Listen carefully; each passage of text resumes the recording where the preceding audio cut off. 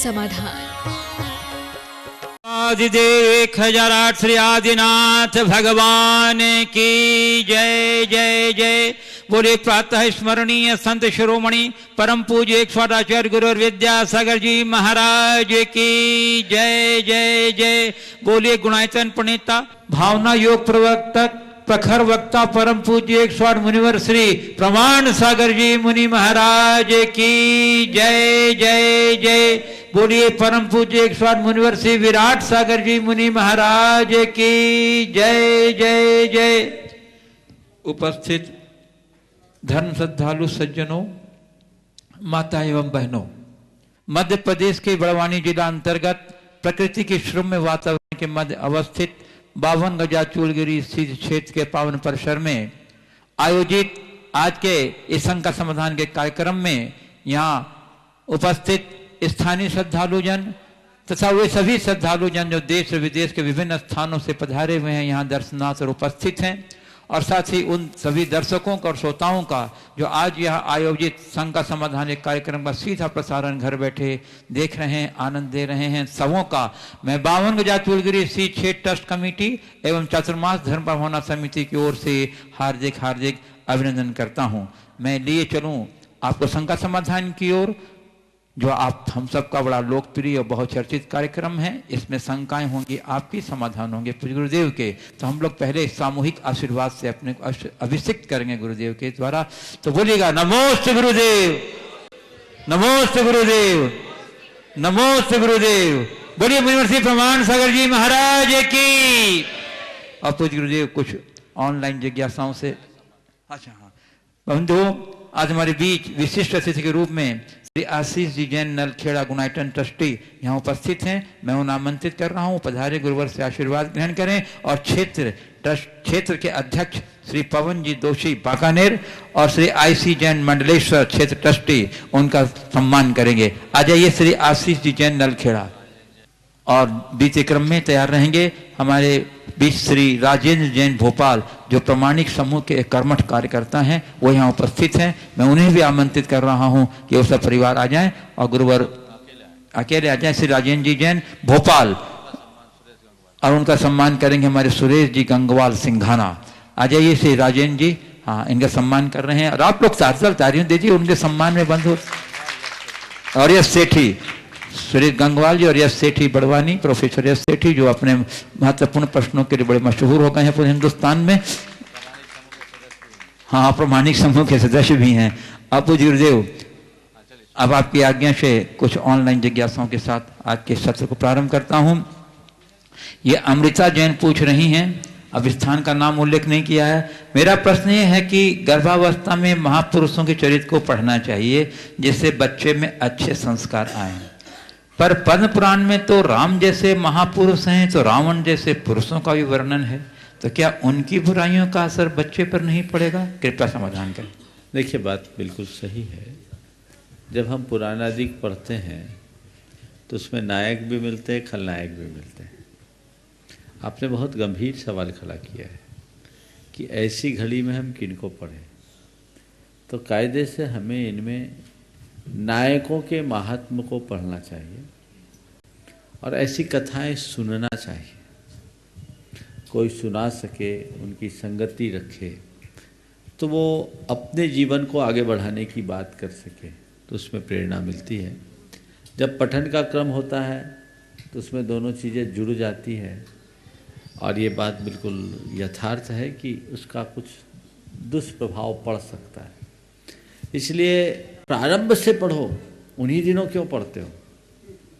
अगर शुरू से पढ़ करके अपनी जड़ को मजबूत रखोगे तो उनके अनुचिंतन में बहुत लाभ होगा। और ऐसे लोगों को, अच्छे लोगों की संगति रखनी चाहिए जिनसे हम महापुरुषों के जीवन के आख्यान सुन सकें, उनके चरित्र को प्राप्त कर सकें।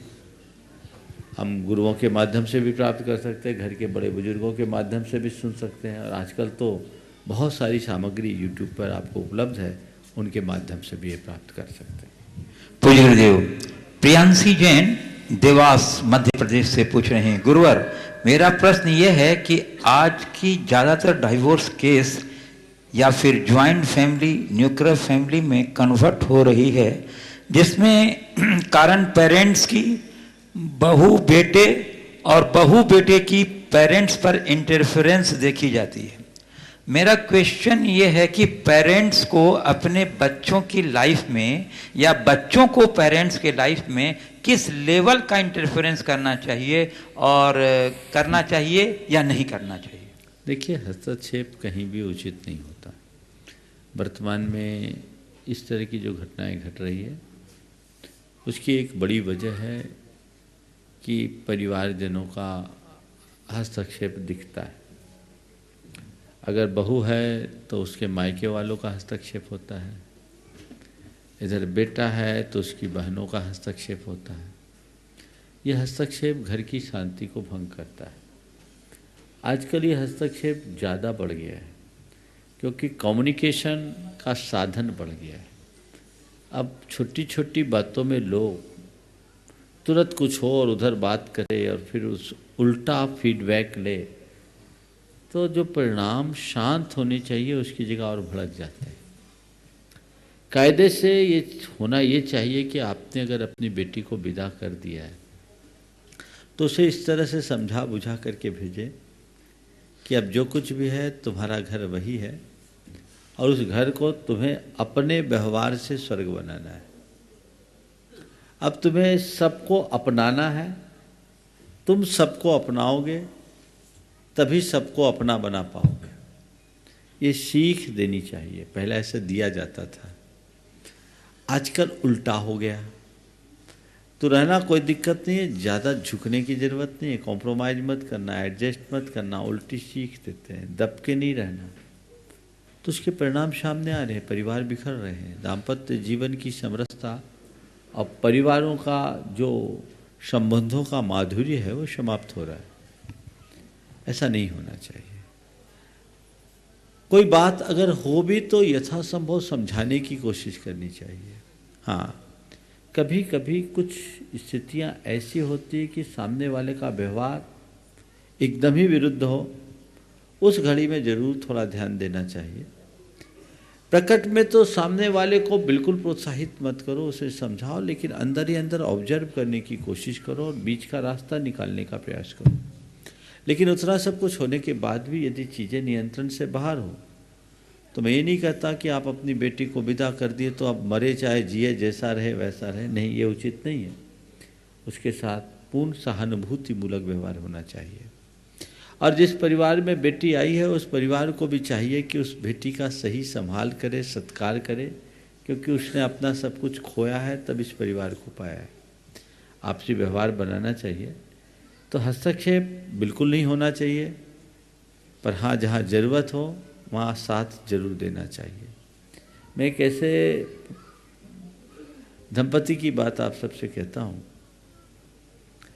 बेटे बहू में आपस में तनातनी हो गई, बाहर रहते थे। आप सुनकर ताज्जुब करोगे, बहू का पक्ष ससुर ने लिया और जवाई का पक्ष उधर ससुर ने लिया, अपोजिट डायरेक्शन। हम उन दिनों भोपाल में ही थे और उधर जो समझी थे, समझी ने भी जवाई को समझा, उनने बेटी को समझाने की कोशिश की, जवाई से कुछ नहीं कहा। दोनों की समझदारी का नतीजा ये निकला कि टूटता हुआ रिश्ता टिक गया। टूटता हुआ रिश्ता टिक गया। हमें थोड़ा समझदारी का परिचय देना चाहिए, और ऐसी समझदारी अगर लोग अपनाने लगे तो इस तरह की जो दुर्घटनाएं, इसे मैं एक दुर्घटना ही कहूँगा, उसकी पुनरावृत्ति नहीं होगी।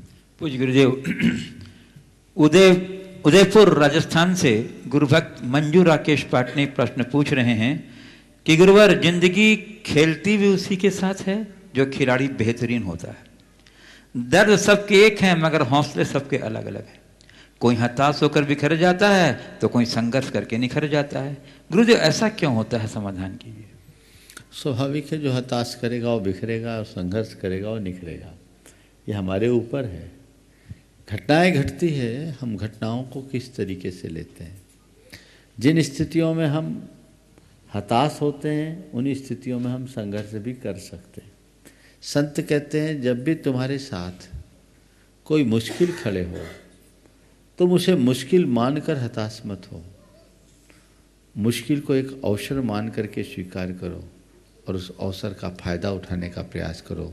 चुनौती के रूप में स्वीकार करो और उपलब्धियों के रूप में उसे साबित करने की कोशिश करो, उपलब्धि में बदल दो। अगर तुम्हारे अंदर दृष्टि होगी तो संघर्ष की प्रेरणा होगी। अगर आत्मविश्वास न हो, सोच में सकारात्मकता न हो, तो तुम हताश हो जाओगे। हताश व्यक्ति बिखरता है और संघर्षशील निखरता है, इसमें कोई संशय नहीं। पूज्य गुरुदेव, सारिका सेठी, अनुष्का प्रासुक सेठी गया बिहार से संयुक्त रूप में पूछ रहे हैं कि पर्व, त्योहार एवं उत्सव में क्या अंतर है? दीपावली को हमें किस रूप में मनाना चाहिए? क्या इसे हम पर्व, त्योहार एवं उत्सव तीनों रूप में मना सकते हैं? यदि मना सकते हैं तो किस प्रकार? सामान्य रूप से पर्व, त्योहार और उत्सव एक अर्थी माने जाते हैं, लेकिन यदि हम इनको बारीकी से देखें तो इनमें कुछ अंतर भी दिखता है। पर्व का मतलब होता है संधि। जिस तिथि में कोई दूसरी घटना जुड़ जाए उस संधि का नाम पर्व है। ये पर्व कई तरीके के होते हैं। जैसे धार्मिक पर्व है, हमारे तीर्थंकरों के कल्याणक आदि के धार्मिक पर्व है। इतिहास में कोई घटना घटी तो ऐतिहासिक पर्व है। राष्ट्र से जुड़ी हुई चीज़ें हैं तो राष्ट्रीय पर्व के अर्थ में हो जाते हैं। समाज के साथ जुड़ी हुई चीज़ें सामाजिक पर्व में आ जाते हैं। दीपावली हमारा धार्मिक पर्व भी है और सांस्कृतिक पर्व भी है। भगवान महावीर के निर्वाण के कारण वह धार्मिक पर्व है और रामचंद्र जी के वनवास से लौटने के कारण वह सांस्कृतिक पर्व के रूप में आदरित है। और उस समय सारे वैश्यगण अपने बही खाते आदि की शुद्धि करते हैं, प्रतिष्ठानों की शुद्धि करते हैं और नियमबद्धता को अपनाते हैं। शुभ लाभ लिख करके अपनी नैतिकता के प्रति प्रतिबद्धता को प्रकट करते हैं। ये हमारा सामाजिक पर्व है। इसलिए दीपावली एक बड़े पर्व के रूप में देखा जाता है। आपने त्यौहार और उत्सव की बात की है। त्यौहार क्या है? हमारी रीतियों परंपराओं के साथ जब कोई विशेष घटनाएं प्रसंग बनते हैं और हम विशेष उल्लास के साथ सामूहिक रूप से उसे मनाते हैं तो वो त्यौहार हो जाता है। त्योहारों के साथ कोई घटना जरूरी नहीं है, पर वो हमारी रीतियों के साथ जुड़ जाता है। अब है उत्सव। उत्सव माने जो उत्सव में रव उत्पन्न कर दे उसका नाम उत्सव। तो हृदय में एक नई उमंग और उल्लास प्रकट कर दे वो उत्सव है। उत्सव कभी भी मनाए जाते हैं। कोई भी मांगलिक कार्य है उसमें हम उत्सव मना सकते हैं। आपके घर में विवाह होता है तो विवाह नहीं, विवाह उत्सव है। आपके घर में कोई भी मांगलिक प्रसंग आया, आपने उत्सव मनाया। जिस कार्य में, जिस प्रसंग में कुछ लोग एकत्रित होकर उल्लास और उमंग के साथ खुशियां मनाते हैं वो उत्सव बन जाता है।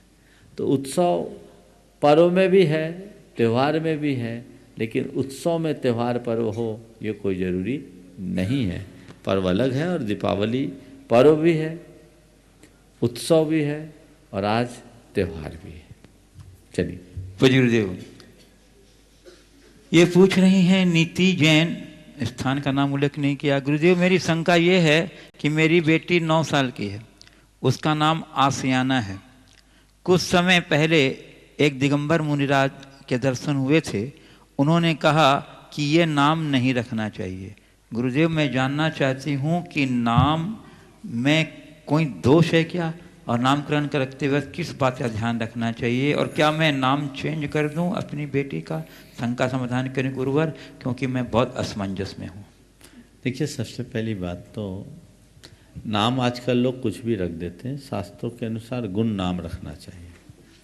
हमारे तीर्थंकर भगवंतों के विषय में आया है, पूरा महापुराण में आया है कि किसी का नामकरण क्या करें तो भगवान के सहस्र नामों पर आधारित नाम रखो और चिटपट विधि से जो भाग्य का नाम निकल जाए वो निकाल लें। तो ये पद्धति है। गुण नाम होने चाहिए। आजकल नए नए तरीके के नाम हो गए और जैसे शब्दों का हम इस्तेमाल करते हैं वैसी भावधारा बनती है। हालांकि नाम बहुत महत्वपूर्ण नहीं है, काम महत्वपूर्ण है। एक व्यक्ति था उसका नाम था ठनठन पाल। बड़े होने के बाद उसे अपने नाम से बड़ा कष्ट होता था कि मेरा कैसा नाम है, ठनठन पाल नाम है, नाम बदलूं। तो सोचा चलो देखता हूँ कोई अच्छा नाम लूँ। तो निकला तो एक शव यात्रा आ रही थी। पूछा भैया क्या बात है। शुरुआत में जब आगे चला तो देखा एक महिला खेत में कंडे बिन रही थी और वो कपड़ों के नाम पर एक फटी चिट्ठी साड़ी पहनी हुई थी। पूछा बहन जी आपका नाम क्या है। उसने कहा लक्ष्मी। लक्ष्मी और इतने फटे हाल। आश्चर्य हुआ। आगे बढ़ा। एक व्यक्ति हल हाँक रहा था और कपड़ों के नाम पर आधी धोती पहना था। पूछा भैया तुम्हारा नाम क्या है। धनपाल। धनपाल और इतना कंगाल। बड़ा आश्चर्य हुआ। फिर आगे बढ़ा। एक शव यात्रा आ रही थी। पूछा क्या बात है, कौन मर गए। बोले अमर सिंह। बोले अमर सिंह मर गए। तो उसके मुख से निकला लक्ष्मी कंडा बीनती हर हाके धनपाल। ये बुंदेलखंडी कहावत है। लक्ष्मी कंडा बीनती हर हाके धनपाल और अमर सिंह भी मर गए, हम नोने ठनठन पाल। तो नाम बहुत महत्वपूर्ण नहीं है, काम महत्वपूर्ण है। हमें काम की दृष्टि से देखना चाहिए और उसी अनुरूप काम करना चाहिए। फिर भी यदि संभावना है तो शब्दों में परिवर्तन कर लें, क्योंकि हर शब्द की तासीर होती है। हमें अपनी संस्कृति के अनुरूप ही भाषा का प्रयोग करना चाहिए। पूज्य गुरुदेव, एक प्रश्न बार बार आ रहा है। ये विजय जैन मुंबई से पूछ रहे हैं कि गुरुदेव शरीर और जीवन प्रत्यक्ष है, वह प्रत्यक्ष सत्य का प्रमाण होता है, इसे ही आधार बनाया जा सकता है, अप्रत्यक्ष को नहीं। जैसे फल पूर्ण परिपक्व होकर पेड़ से विलक होता है, तभी उसका महोत्सव बनाया जा सकता है। कच्चे फलों के टूटने का अफसोस। शरीर का उचित उपचार करना व स्वस्थ रखना ये भी जीव का प्रमुख धर्म है, ताकि वो परिपक्वता, आध्यात्मिकता, उच्चता से मोक्ष की ओर अग्रसर रह सके व लोक कल्याण कर सके। मारने वाले से बचाने वाला यानी मरण से जीवन बड़ा वो प्रथम। बस मरण हेतु अपरिपक्व संलेखना एक मिथ्या होनी चाहिए, जबकि जीवन उपचार व स्वास्थ्य हेतु एक सत्य। ये जैन असंगत इस तर्क के आधार पर कि शरीर संग जीवों से निर्मित होता है, जो दिन रात शरीर के लिए कार्यरत है। हर मनुष्य का एक कर्तव्य है कि वो उन्हें ज़्यादा से ज़्यादा जीवित और स्वस्थ रखे। अपरिपक्व संलेखना मरण उन असंख्य जीवों की असमय हिंसा की निमित्त बनती है। इसलिए जैन धर्म के मुख्य अहिंसा के आदर्श विपरीत ये आत्महत्या न भी हो तो हिंसा तो है ही। हर पशु पक्षी जीव संलेखना रूपी प्राकृतिक विधि अपनाते हैं, पर या तो उपचार स्वास्थ्य हेतु या परिपक्वता पर बिलगाव हेतु। पर मनुष्य लोक लाज, लोक भावना, भ्रम से स्वस्थ महसूस होने के बावजूद भी अतार्किक मरण की ओर अक्सर रहता है। इसलिए इसका समाजीकरण व प्रचार होना गलत है। गुरुदेव अपना मार्गदर्शन दें। देखिए आपने बिल्कुल यथार्थ बात कही है। अपरिपक्व संलेखना कतई उचित नहीं है और इसका हमारे शास्त्रों में भी निषेध है। संलेखना कब करो, जब चाहे तब नहीं। मारणांत किम संलेखनाम योषिता। जब मरणांत का काल आ जाए तभी संलेखना का विधान है। हमारे यहाँ लिखा गया है कि जो सामान्य स्थितियों में संलेखना ले लेते हैं वो महान असंयम के भागी होते हैं। असंयम एक प्रकार की हिंसा ही है। भगवती आराधना में इस विषय में काफ़ी विस्तार से लिखा गया है। इसलिए मैं प्रश्नकार की बातों से पूरी तरह सहमत हूँ कि अपरिपक्व दशा में संलेखना न लें। लेकिन अपरिपक्वता का आधार वय नहीं है, शरीर की अवस्था है। कोई उम्र दराज होने के बाद भी सत्ववान होते हैं और कई अल्प उम्र में भी सत्वहीन। जिस समय संलेखना ली जा रही है उस समय उसकी शरीर की स्थिति क्या है। किसी ऐसे असाध्य रोग से कोई ग्रसित हो जाए जिसका कहीं उपचार ही संभव नहीं है, तो उस समय हमारे लिए संलेखना का शास्त्रीय विधान है और यही योग उपचार भी। आचार्य समंतभद्र महाराज ने बहुत स्पष्ट शब्दों में लिखा, उपसर्गे दुर्भिक्षे जर्षि रुजायाम च निहि प्रतीकारे धर्माय तनु विमोचन माहू संलेखना मार्या। उपसर्ग आ जाने पर जहाँ प्राणघातक हमला हो रहा हो, ऐसा दुर्भिक्ष या दुष्काल जहाँ जीने की कोई संभावना शेष न हो, बुढ़ापा ऐसा जिसमें अपना ही शरीर अपने लिए भारभूत हो गया, या ऐसी बीमारी जिसका कोई प्रतिकार संभव न हो, असाध्य हो, तो उस समय अपने धर्म आराधन को ध्यान में रखते हुए होश हवास के साथ भेद विज्ञान पूर्वक क्रम से अपनी काया और कषायों को कृश करते हुए शरीर छोड़ने का नाम संलेखना है। तो अगर कोई असाध्य रोग से ग्रसित हो जाए उस समय संलेखना लेता है तो वो कहीं से दोष नहीं बल्कि वो कर्तव्य है। जैसे अभी हमारे संघ के मुनिराज चिन्मय सागर जी ने ये लिया, वो कैंसर जैसी गंभीर बीमारी से ग्रसित थे और चिकित्सकों ने कह दिया था इसका कोई इलाज नहीं, उनके पेट में एक बहुत बड़ा ट्यूमर हो गया था। सर्जरी के बाद भी उसकी कोई संभावना नहीं थी। शुरुआत में जो चिकित्सा लोगों ने सलाह दी वो लिया, लेकिन बाद में वो उनकी चर्या के अनुकूल नहीं था। मुनिव्रत अशी धारा व्रत है, हम प्राण जाए पर प्रण नहीं जाए की उक्ति को चरितार्थ करते हैं। तो उन्होंने इस संलेखना को धारण किया और सब ये कहते हैं कि इस तरह की बीमारी से ग्रसित लोगों को जैसी वेदना होती है, संलेखना का प्रताप था कि वो उस, और अगर कोई व्यक्ति इस भाव से अन्न पानी छोड़ता है कि मेरे शरीर के सारे जीव मर जाए, तब वो दोषी है। अगर कोई व्यक्ति अपनी साधना करता है और अंदर के शरीर के जीवों का चयापचय होता है तो उसमें कोई जिम्मेदार नहीं, फिर तो उपवास करना भी पाप हो जाएगा। कि हम भूखे रहेंगे, शरीर में कुछ नहीं रहेगा तो हमारे अंदर के जीव मरेंगे, तब तो काम खत्म। हिंसा और अहिंसा का संबंध केवल जीवों के बदाबद से नहीं है, हिंसा और अहिंसा का संबंध हमारे भावों से है। हम किस भाव से कर रहे हैं उस भाव को अपना करके चले। मुझे लगता है प्रश्नकार ने चीज़ों को ठीक तरीके से नहीं समझा, उन्हें अभी जैन आगम को ठीक तरीके से समझना चाहिए। हिंसा और अहिंसा की वास्तविक परिभाषा को जानना चाहिए, उसकी व्याख्या को समझने की कोशिश करनी चाहिए। अगर आप ऐसा समझेंगे तो आपके मन में जो सवाल आया है वो कभी नहीं होगा। बिल्कुल ये सही है कि स्वस्थ दशा में सीधे संलेखना लेना कतई उचित नहीं है। अपरिपक्व दशा में संलेखना नहीं लेनी चाहिए, पर परिपक्वता और अपरिपक्वता के आधार को भी ठीक तरीके से समझ लेना चाहिए। ऐसा समझ करके चलेंगे तो कहीं कोई दिक्कत नहीं होगी।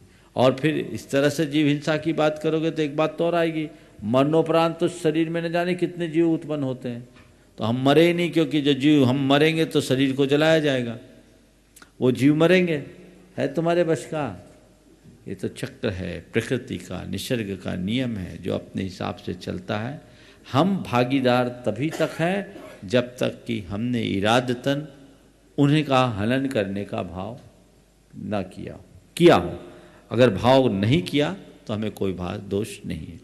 श्री राजेंद्र जी जैन भोपाल प्रामाणिक समूह के सक्रिय सदस्य, और उसके बाद तैयार रही श्रीमती प्रियंका सांवला मुंबई।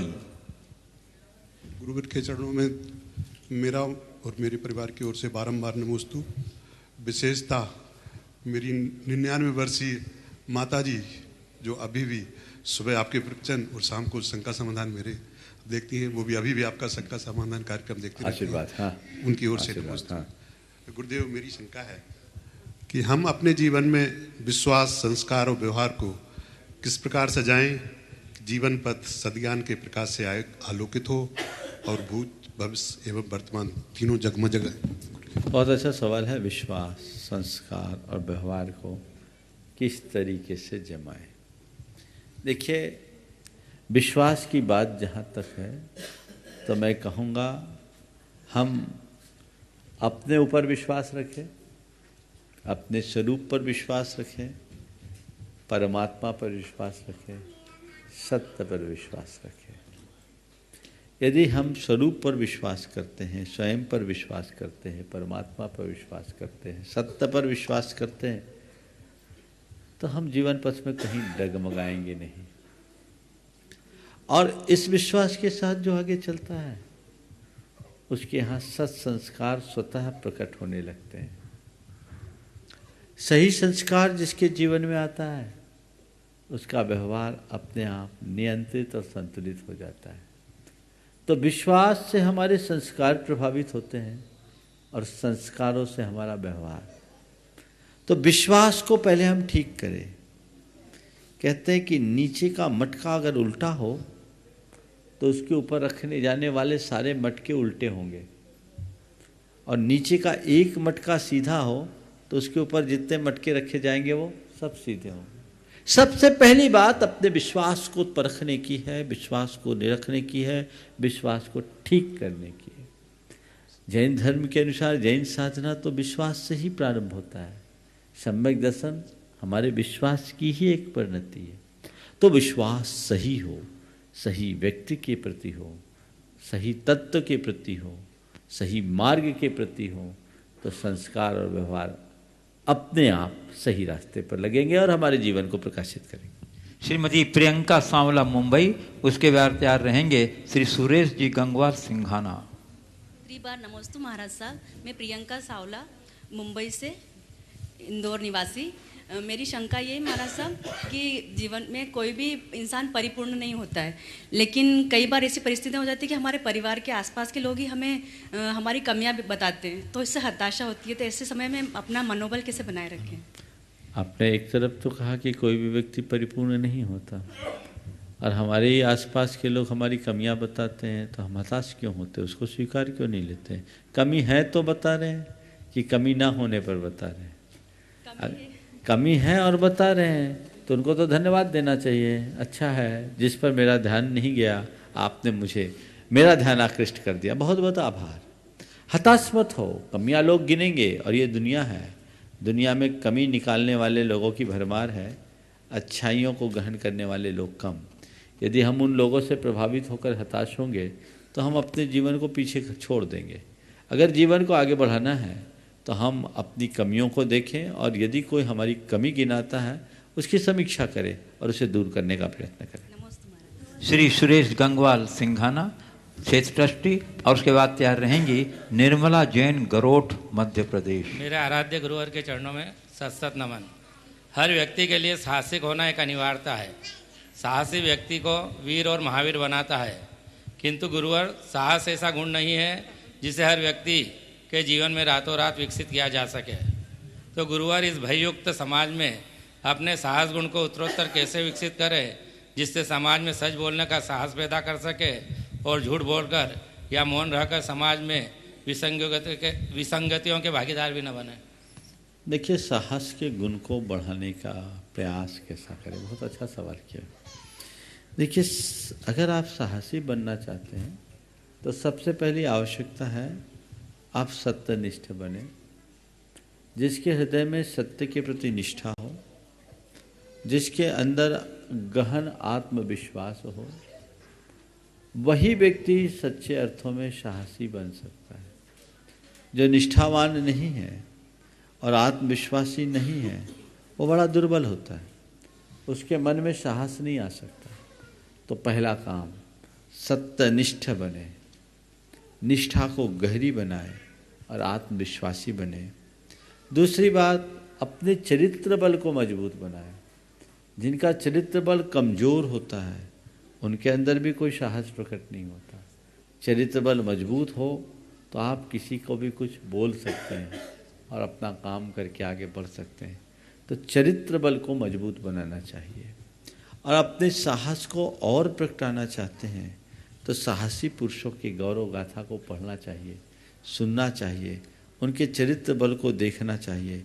उससे हमें प्रेरणा मिलती है और वो हमारे पथ को प्रशस्त करता है। नमस्ते। निर्मला जैन गरोठ और मध्य प्रदेश उपत्यार रहेंगे श्री अमित गोधा बाकी। महाराज श्री के चरणों में सतनाथ नमः समस्त नमन नमस्तु महाराज जी। महाराज जी, किसी जानवर के शरीर में कीड़े पड़ रहे हों और उनको ठीक करने के लिए हमें अपन कोई दवाई लगाएं, कुछ तेल वगैरह कुछ डालें, तो वो कीड़े मर जाते हैं, तो उनका पाप लगेगा या नहीं?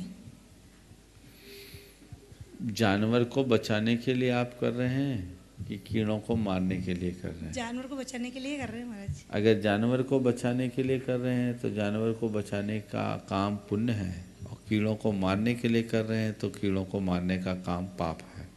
अब ये पुण्य और पाप दोनों हमारे भावों पर निर्भर है, हम किस तरीके से कर रहे हैं, सारी चीज़ें उस पर निर्भर करते हैं। कुत्ते वगैरह सड़े हुए आते हैं तो उन कुत्तों के अपन घासलेट वगैरह डाल देते हैं, तो कीड़े तो रहते ही हैं उसमें। मैंने बताया ना, अब इस पर मेरी मुहर मत लगवाओ, ये आप लोगों का काम है, समझ गए? आप अपने विवेक से कार्य करें। नमस्ते। श्री अमित गोधा बाकी, उसके बाद तैयार रहेंगी कुमारी खुशबू जैन बोराव, राजस्थान। गुरुदेव, गुरुदेव आप कहते हैं कि प्रत्येक व्यक्ति के जीवन में लक्ष्य होना चाहिए और परम लक्ष्य तो मोक्ष मार्ग ही है, किंतु वर्तमान परिदृश्य में धन वैभव ऐश्वर्य ही परम लक्ष्य बन गए हैं गुरुदेव, और व्यक्ति इन्हें भोगने में ही पूरा जीवन व्यतीत कर रहा है और प्राप्त करने में भी। तो इन भोगों से विरक्ति कैसे हो कि मोक्ष मार्ग की ओर प्रवृत्ति हो जाए? भोगों से विरक्ति कैसे हो कि मोक्ष मार्ग में प्रवृत्ति हो जाए? देखिए, जब तक जीवन के यथार्थ को कोई नहीं समझता तब तक सच्चे अर्थों में भोगों से विरक्ति नहीं होती, और जब तक भोगों से विरक्ति नहीं होती तब तक मोक्ष मार्ग में प्रवृत्ति नहीं होती। जीवन के यथार्थ को समझो और नित्य एक सवाल अपने मन से पूछो, मैं कौन हूँ, मेरा कर्तव्य क्या है, मैं क्यों आया हूँ, मैं क्या कर रहा हूँ, मुझे क्या करना चाहिए, मैं कौन हूँ, मैं क्यों आया हूँ, मैं क्या कर रहा हूँ और मुझे क्या करना चाहिए। ये सवाल अपने मन से पूछोगे तो तुम्हें खुद उत्तर मिलेगा कि जिस दिशा में मैं चल रहा हूँ वो सही दिशा नहीं है, मुझे दिशा बदलनी चाहिए, और यही प्रेरणा तुम्हारे अंदर वैराग्य का अंकुर प्रकट करेगी। नमस्ते गुरुदेव। कुमारी खुशबू जैन बोराव, उसके बाद तैयार रहेंगे श्री आईसी जैन मंडलेश्वर क्षेत्र ट्रस्टी। गुरुवर के चरणों में त्रिबार नमोस्तु। गुरुवर आचार्य समंत्र भद्र स्वामी ने जो स्वयंभू स्तोत्र की रचना की वह किस सदी में की, और ऐसा क्या कारण रहा होगा जिसके कारण उन्हें स्वयंभू स्तोत्र की रचना करनी पड़ी? देखिए, स्तोत्र की रचना करनी नहीं पड़ी, रचना उनसे हो गई। वो तो प्रभु भक्ति में लगे और उनके अंदर के उद्गार निकलते गए, स्तोत्र बनता गया। समंत भद्र आचार्य दूसरी शताब्दी में। चलिए, श्री आईसी जैन साहब मंडलेश्वर क्षेत्र ट्रस्टी, उसके बाद तैयार रहेंगी श्रीमती दिव्या जैन बेंगलोर। नमस्ते महाराज। नमोस्तु नमोस्तु नमोस्तु। मुनिवर, व्यवहार में हम कसम खाने खिलाने की बातें करते हैं। कसम सौदे की तरह ली जाती है। कसम शब्द से ऐसा भाव आता है कि हम किसी को बांध रहे हैं।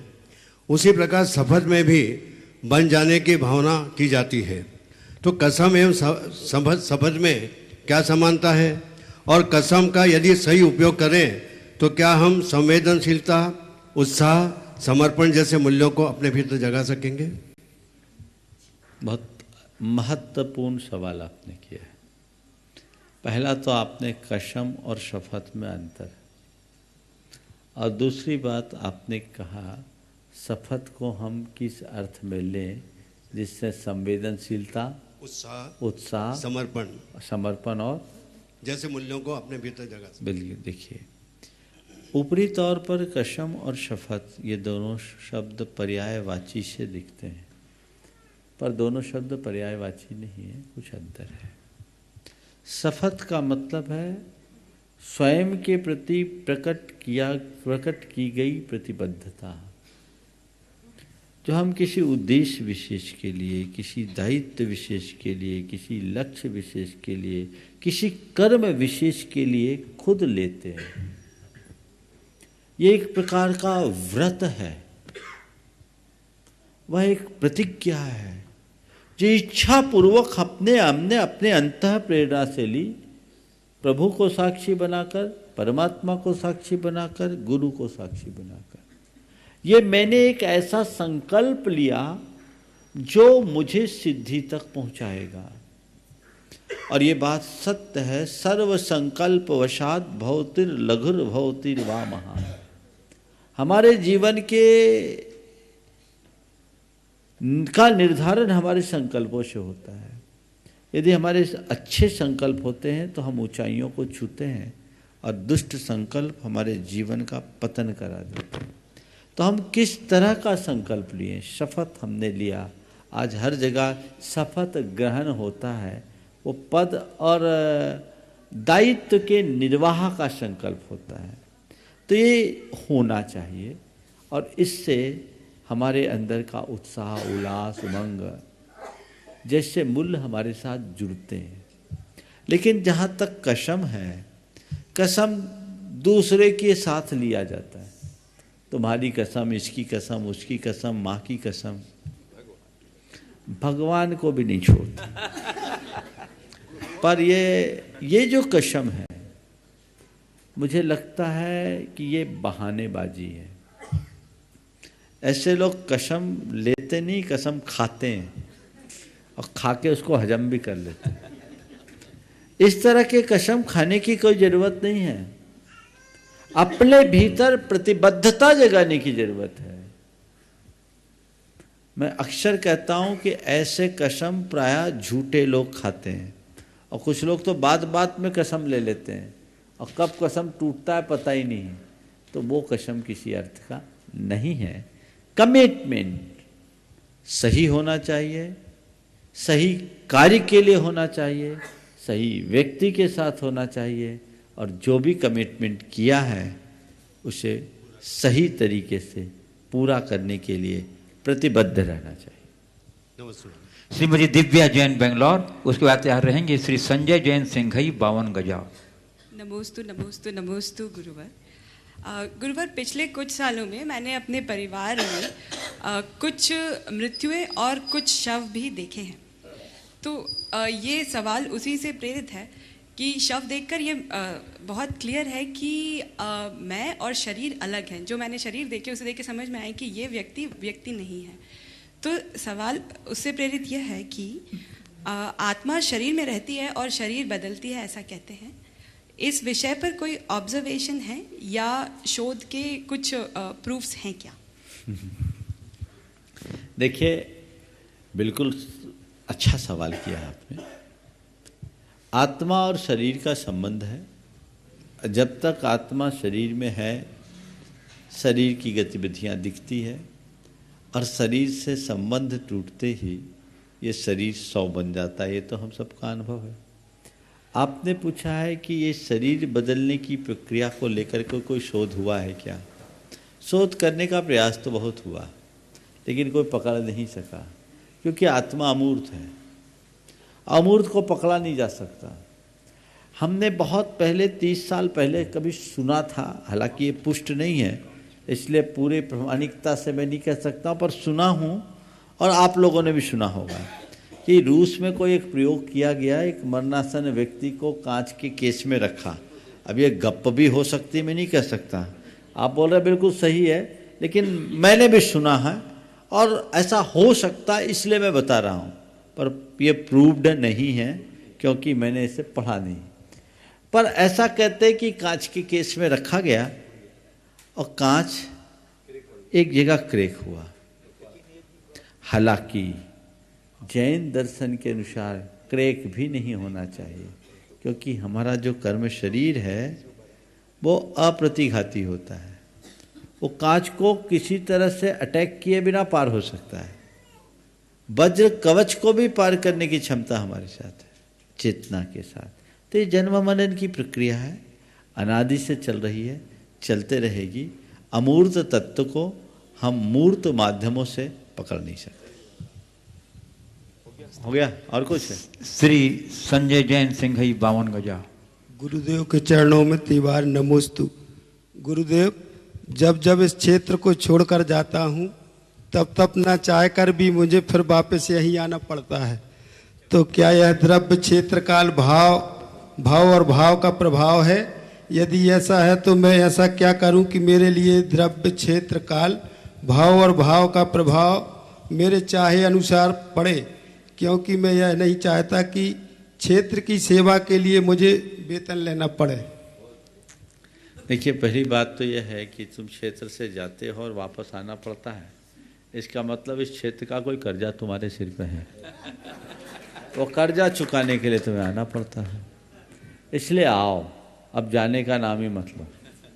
अब रहा सवाल दूसरा कि मैं क्षेत्र की सेवा करूं, मुझे क्षेत्र से कुछ लेना ना पड़े, उसके लिए क्या करूं? ऊंचा विचार रखो, भावना भाव, कुछ ऐसी युक्ति लगाओ कि क्षेत्र पे रहते हुए तुम्हारी जीविका भी अच्छी हो जाए और तुम अपनी सेवाएं भी दे सको। रोज भगवान से यही प्रार्थना करो, भगवान मुझे ऐसे साधन और सुविधाएं मिल जाए कि मैं क्षेत्र पे रहते हुए सुविधाओं के साथ अपने आप को आगे बढ़ा सकूं। दोनों बंधुओं, आज हमारे बीच बाल ब्रह्मचारी विजय भैया जी लखनऊ दौन यहाँ उपस्थित हैं। मैं आपको बता दूं, ये अभी अभी पर्युषण पर्व के उपलक्ष्य में लंदन जा कर के वहाँ जिन धर्म की अपूर्व प्रभावना करके आए हैं। मैं उन्हें आमंत्रित कर रहा हूँ कि वे अपना एक्सपीरियंस भी बोलेंगे, अपनी जिज्ञासा भी रखेंगे और कुछ महत्वपूर्ण बातें हम लोग को बताएंगे भी। एक बार अभिनंदन कर दीजिए हमारे विजय भैया जी का तालियों से। महाराज श्री के चरणों में बारंबार नमोस्तु करता हूँ। साथ ही साथ Acharya Vidyasagar charitable trust London UK के सभी साथियों की ओर से भी महाराज श्री के चरणों में बारंबार नमोस्तु नमोस्तु। महाराज श्री, ये आपका ही चमत्कार है कि गत वर्ष जब आपके आशीर्वाद से लंदन की ओर प्रयाण किया, वहाँ के लोगों के लिए धर्म साधना का एक साधन बना मैं। अनेक जिनालय हैं वहाँ पर, लगभग 5 तो हैं इसलिए अनेक कह दिया, जहाँ शुद्ध रीति से अगर देखा जाए तो हम पूजन पद्धति अपनी जो यहाँ करते वो नहीं कर पाती हैं, ना ही शुद्धि हो पाती है, सब एक साथ है। यूं कह सकता हूं कि म्यूजियम जैसे लगते हैं। पर जब भावना हुई वहां जाकर के, बहुत छोटा स्थान था, कि क्यों ना यहाँ पर एक विशाल जिनालय बनाया जाए जहां आचार्य भगवंत का नाम होवे। और जैसे कि भारत में अनेक स्थानों पर आपके आशीर्वाद से अनेक शताधिक कीर्ति स्तंभ बने हैं, तो एक कीर्ति स्तंभ लंदन में भी बनाया जाए। ऐसी भावना जब हुई तो बुंदेलखंड के बहुत सारे भाई लोग, भारत के रहने वाले लगभग 300 परिवार तो दिगंबर जैन है वहां पर। पूरे लंदन यूके में 300 जैन परिवार, दिगंबर जैन परिवार वहां पर निवास कर रहे हैं, जिन्हें प्रतिदिन दर्शन नहीं हो पाते हैं। उन लोगों ने मन बनाया क्यों ना अपन एक ऐसा जिनालय बनाया जाए, आचार्य भगवंत का आशीर्वाद जिसमें होवे और आपका पूर्ण निर्देशन जब उसमें मिला, तो वह कार्य पिछली वर्ष जो है ट्रस्टियों का निर्माण हुआ। और इस वर्ष जब दोबारा फिर से वहां गया तो एक विशाल भूखंड का चयन करने के लिए बस अब आपके आशीर्वाद की अपेक्षा है कि शीघ्रता से वहां पर विशाल जिनालय का निर्माण होवे। साथ ही साथ एक विशाल कीर्ति स्तंभ, जिन लोगों ने, मैं वहां के महाराज श्री कह रहे थे कि एक्सपीरियंस, मैं सच बताऊं कि वहां रहो और यहां रहो तो एक ही बात कहता हूं कि आम की लकड़ियां चंदन से कम नहीं और अपना भारत लंदन से कम नहीं, ये पक्की बात है। पर फिर भी लोग जा रहे हैं बाहर, तो उनके लिए कोई ना कोई ऐसा उपाय हो कि प्रतिदिन अभिषेक पूजन कर सके, तो उपाय वहां पर चल रहा है। पर श्री आपका आशीर्वाद ऐसे ही बना रहे तो शीघ्रता से वो जिनालय बन करके तैयार हो गए। वहां बड़ी बड़ी चीजें देखने लायक है। वहां का झूला देखा, जहां लोग झूलते हैं, बहुत पूरा लंदन दिख जाता। मैंने कहा क्या झूला है, अगर झूला देखना है तो यहां आओ जहां साधु छठे और सातवें में झूलते रहते हैं। वहां की पार्लियामेंट देखी, वो क्या देखना, अगर देखना है तो आचार्य विद्यासागर की पार्लियामेंट देखो। वहां का कोहिनूर हीरा देखा, ये क्या हीरा है, अगर हीरा देखना है वहां तो कोहिनूर है, यहाँ आचार्य विद्यासागर जैसा हूर है। ऐसी बहुत सारी चीजें हैं, जब आप यहाँ आकर के देखोगे, कंपेयर करोगे तो अपने भारत से अच्छा दुनिया में कहीं कोई स्थान नहीं हो सकता, नहीं हो सकता। महाराज श्री के चरणों में वंदन और आपका आशीर्वाद समूचे ट्रस्ट के लिए मिले। मंगल भावना। बंधुओं, जैसा कि आपका विदित कि आगामी 4 नवंबर से 12 नवंबर तक 84 मंडलीय संस्कृत का शिक्षक महामंडल विधान होने जा रहा है और वह हमारे बाल ब्रह्मचारी अभय भैया जी के निर्देशन में होने जा रहा है। मैं उन्हें आमंत्रित कर रहा हूं कि आगामी विधान के संबंध में अपनी कुछ बातें और कुछ निर्देश लोगों के सामने रखें। बोले शांति शिरोमणि गुरुवर आचार्य श्री विद्यासागर जी महाराज की, परम पूज्य मुनि श्री प्रमाण सागर जी महाराज की, परम पूज्य मुनि श्री विराट सागर जी महाराज की। बंधो, एक बार उन्हें अवसर प्राप्त हो रहा है अष्टानी का महापर्व के अवसर पर 4 नवंबर से 12 नवंबर तक परम पूज्य युगल मुनि महाराज के सानिध्य में एक बार पुनः आपको वही मंत्रों का उच्चारण, मंत्रों की आराधना करने का सौभाग्य सिद्ध क्षेत्र बावन गजा से प्राप्त होगा। परम पूज्य युगल मुनि महाराज के सानिध्य में पिछले वर्ष 52 मंडली सिद्ध चक्र 64 मंडली सिद्ध चक्र महामंडल विधान हुआ था, लेकिन लोगों का उत्साह देख के इस बार 84 मंडली सिद्ध चक्र महामंडल विधान यहाँ पर 4 नवंबर से 12 नवंबर तक होगा। जो मंडल में परिवार के साथ उपस्थित हो रहे हैं वो सौभाग्यशाली हैं। सामान्य इंद्रनाड़ी के रूप में जो उपस्थित हो रहे हैं वो भी सौभाग्यशाली हैं, लेकिन सबसे ज़्यादा सौभाग्यशाली हैं वो जो अनुमोदना करते हुए घर में बैठ के इस महामंडल का आनंद लेंगे। 4 नवंबर से 12 नवंबर तक ये कार्यक्रम यहाँ पर प्रारंभ होगा और कल यहाँ पर इस विधान में उपस्थित होने वाले मंडल पुण्यार्जक सामान्य इंद्रदाणी की संकल्प विधि संपन्न होगी। जिनवाणी चैनल के माध्यम से ये कार्यक्रम प्रवचन के ठीक पश्चात संपन्न होगा। जो भी पारस चैनल के माध्यम से इस सूचना को सुन रहे हैं, कल प्रातः काल की वेला में जिनवाणी चैनल आप चालू करेंगे। 9:15 से ये संकल्प विधि प्रारंभ होगी, लेकिन संकल्प वही लेंगे जिनके जीवन में अभी वर्तमान में सौर या सूतक चल रही है, वो इस विधि में सम्मिलित नहीं होंगे। लेकिन जो सौर सूतक जिनके जीवन में नहीं है वो इस विधि में उपस्थित हो सकते हैं। आपको कुछ भी नहीं करना है, शुद्ध जल साथ में रखेंगे, सुपारी, हल्दी गांठ, पीली सरसों, पीले चावल और जो हाथ में कलाई में धागा बांधना है वो आप रखेंगे। यहाँ से मंत्रों का उच्चारण होगा और विधिवत आपको इस अनुष्ठान में संकल्पित किया जाएगा। शकलीकरण की विधि तो उसी समय होगी, लेकिन संकल्प विधि कल यहाँ पर संपन्न होगी। पुनः पुनः सभी मंडल पुण्यार्जक सामान्य इंद्रदाणी और जो आसपास के नगरों से इंद्रदाणी आ रहे हैं, अगर उनकी अनुकूलता बनती है तो कल प्रातः काल की वेला में यही उपस्थित होकर इस संकल्प विधि में सम्मिलित हो सकते हैं। और बंधुओं, सिद्ध चक्र महामंडल विधान की संशोधित पुस्तिका यहाँ पर आ चुकी है और इस पुस्तिका के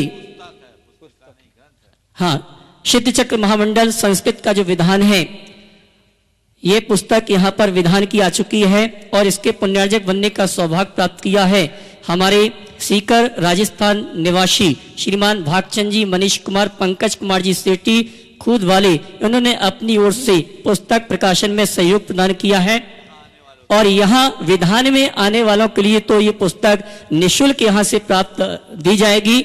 और जो इस पुस्तक को प्राप्त करना चाहते हैं, आप विकास ऑफसेट भोपाल वालों से संपर्क करके, जिनका मोबाइल नंबर है 9425005624, इस मोबाइल नंबर पर संपर्क करके आप उनसे पुस्तक प्राप्त कर सकते हैं और इस पुस्तक के माध्यम से विधान का आनंद ले सकते हैं। बंधु, ये संशोधित संस्कृत विधान का ये पुस्तक तैयार करने में जिनका पूरा सहयोग रहा है और इसके संपादन करने का जिनको सौभाग्य प्राप्त हुआ है, हमारे डॉक्टर सोनल कुमार जी जैन शास्त्री दिल्ली वालों को ये सौभाग्य प्राप्त हुआ है। प्रोफेसर एस शेट्टी बड़वानी तैयार रहेंगे और उसके बाद हमारे गुरुचरण सेवक रूपेश जैन। नमोस्तु महाराज श्री, नमोस्तु नमोस्तु नमोस्तु महाराज श्री। भैया ने अभी विधान के बारे में बताया, जिसके नाम में ही जीवन चक्र को सिद्ध करने का महामंडल मौजूद है, तो क्या उसके सामने किसी सुतक पातक का कोई वजूद है? गुरुदेव, इस सिद्ध चक्र महामंडल विधान में विकल्प बहुत मिलेंगे हमें भटकाने के लिए, पर क्या एक संकल्प काफी रहेगा मार्ग पर पहुंचे जाने के लिए? बहुत सुंदर, बहुत सुंदर। और यह संकल्प ही हमें मार्ग तक या मंजिल तक पहुंच जाने के लिए काफ़ी रहेगा। ये बात सही है। सिद्ध चक्र हमारे जीवन चक्र को सुधारने वाला मंडल विधान है लेकिन जहाँ तक सूतक पातक की बातें हैं, ये हमारी सामाजिक रीतियाँ हैं। धार्मिक कार्यों में हमारी कुछ जो वर्जनाएँ हैं उनका पालन करना पड़ता है। जब कभी भी ऐसी स्थितियाँ होती है सूतक पातक के समय में, तो लोग वंचित हो जाते हैं। कई बार ऐसा होता है कि लोग विधान में सम्मिलित होने के लिए मन बनाते हैं और ऐन मौका पर गड़बड़ हो गया तो मन मायूस हो जाता है। जो हमारी रीतियाँ हैं, जो हमारी धार्मिक व्यवस्थाएँ हैं, उसे तो हमें मानना ही पड़ता है। श्रीमती सुनीता जैन 52 गजा, उसके बाद तैयार रहेंगी नेहा जैन बोराव राजस्थान। नमोस्तु गुरुवर, नमोस्तु नमोस्तु। मेरा प्रश्न यह है कि मैं समाज में धर्म प्रभावना महिलाओं का कितना योगदान है तथा हमें और क्या प्रयास करना चाहिए कि महिलाओं का अधिकतम योगदान हो। महिलाएं अगर धर्म में लग जाए पूरी तरह से तो आधी समाज तो ऐसे बढ़ जाएगी, बहुत बड़ा ताकत है। और आज तो हम देखते हैं जब भी धार्मिक कार्य होते हैं तो महिलाओं का बाहुल्य होता है, तो महिलाओं में संस्कार हो, भावना हो तो प्रभावना अपने आप होगी। आगे बोलिए। श्री नेहा जैन बोराव राजस्थान, उसके बाद तैयार रहेंगी श्रीमती अनीता काला बड़वानी। नमोस्तु गुरुवर के चरणों में त्रय बार नमोस्तु। गुरुवर, मेरा प्रश्न यह है कि अहंकारी व्यक्ति को किस प्रकार अपनी गलती का एहसास कराना चाहिए और जिससे कि वह अहंकार को उसका अहंकार नष्ट हो जाए। देखिए, अहंकारी से तो हमें अपना दिमाग ही नहीं लगाना चाहिए, समझ गए। उसके साथ आप उलझोगे तो शायद नुकसान कर जाओगे। अहंकारी को वक्त खुद आईना दिखा देता है, हमें प्रतीक्षा करना चाहिए। श्रीमती अनीता काला बड़वानी को तैयार रहेंगी श्रीमती प्रिया काला बड़वानी। नमोस्तु गुरुवर, नमोस्तु गुरुवर, नमोस्तु। महाराज जी, स्कूली परीक्षा के लिए तो पेरेंट्स बच्चों पे बहुत ज़्यादा ध्यान देते हैं और यदि एक नंबर कम भी आता है तो स्कूल पहुंच जाते हैं मार्कशीट देखने के लिए कि क्यों कम आया है। लेकिन जो हमारी समाज की और घर चलाने की जो परीक्षा है, इसमें माँ बाप बच्चों पे क्यों नहीं ध्यान देते हैं? जो आजकल घर टूटते हैं, शादियाँ टूटती हैं और माँ बाप को वृद्धाश्रम भेज दिया जाता है। मुश्किल ये है कि लोगों को स्कूल के नंबर ख्याल में रहते हैं, उसका महत्व दिखता है, अपने घर परिवार और संबंधों का महत्व नहीं दिखता। जिस दिन वो दिखने लगेगा तो हमारा जीवन धन्य हो जाएगा। लोगों को चाहिए कि उसकी तरफ देखने की कोशिश करें। नमोस्तु। प्रिया काला बड़वानी को तैयार रहेंगी Shrimati Meenakshi Jain, state bank of India Bhopal. नमोस्तु महाराज जी, नमोस्तु नमोस्तु नमोस्तु। महाराज जी, अगर हम कोई व्रत लेते हैं और किसी कारणवश वो व्रत एक हमारा रह जाता है और हम उसको आगे बढ़ाना चाहें तो वो बोलते हैं कि वो गल जाता है, तो आगे के व्रत जो हम कर चुके हैं वो गल कैसे जाते हैं? वो तो हम कर चुके हैं मतलब मेरा जो संकल्प था वो पूरा नहीं। सांप सीढ़ी खेला, 99 तक चढ़ने के बाद सांप काटता है तो कहाँ आते हैं? सीधे नीचे। समझ गए? तो सांप काट दिया शिथिलता का। हारो मत, फिर सीढ़ी चढ़ो, चढ़ना 100 तक है। शुरू से ही स्टार्ट करने कोशिश करना चाहिए, ठीक है। Shrimati Meenakshi Jain, state bank of India Bhopal, और उसके बाद तैयार रहेंगी श्रीमती निर्मला काला बड़वानी। नमोस्तु नमोस्तु नमोस्तु महाराज श्री। मैं मीनाक्षी। महाराज जी, अभी दिवाली आ रही है सामने। हम दिवाली पूजन पे घर पे जो भी यंत्र जी या भगवान का छाया चित्र रखते हैं, उसका मुख हम पूर्व की तरफ करते हैं, तो हम पूजन करने जब बैठते हैं तो हमारा मुंह पश्चिम की तरफ हो जाता है। नहीं, तो वो गलत है। पूर्व की तरफ तस्वीर का मुख, उत्तर की तरफ आपका मुख। और उत्तर की तरफ तस्वीर रखो, आप पूर्व की तरफ मुख रखो। फ्रंट में मत बैठो, साइड में बैठो। जैसे उत्तर की तरफ मेरा मुंह है जी, तो मेरे बाएं तरफ आप बैठिए, तो आपका मुख पूरब की तरफ हो जाएगा। यदि हमारा पूरब तरफ मुख है, आप हमारे बाएं तरफ बैठे, आप हमारे दाहिने तरफ बैठिए, आपका मुख उत्तर की तरफ हो जाएगा। इस प्रकार आज के सत्र बहुत सारे जनों का मूल करता तो एक तरफ बैठे, बाकी जहाँ बैठ सके बैठे। और फिर पश्चिम की तरफ मत देखो, भगवान की तरफ मुख है ये बोलो। पश्चिम की तरफ कहाँ? सामने पश्चिम नहीं, सामने तो भगवान है। इस प्रकार आज के सत्र को परम पूज्य गुरुदेव के चरणों में नमन अर्पित करते हुए यहीं पर विराम। बोलिए परम पूज्य आचार्य गुरुवर श्री विद्यासागर जी महाराज की जय। बोलिए मुनि प्रमाण सागर जी महाराज की जय।